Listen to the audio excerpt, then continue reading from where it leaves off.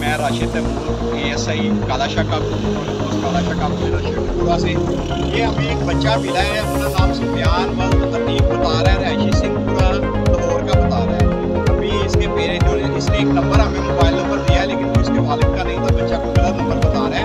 हम इसके वालिदैन को ट्रेस करने की कोशिश कर रहे हैं। अगर इसके वालिदैन ट्रेस हो जाते हैं तो हम यहाँ पर बुला के बच्चा उनके हैंड ओवर करेंगे। अगर ये इसके वालिदैन हमारे कॉन्टैक्ट में नहीं आते तो आप इंशाअल्लाह ताला इस बच्चे को इसके घर तक पहुँचाएँगे, ताकि ये बच्चा अपने पे मुकदमा तो करे, उससे गलत लोगों के हाथों में ना लगे। शुक्रिया।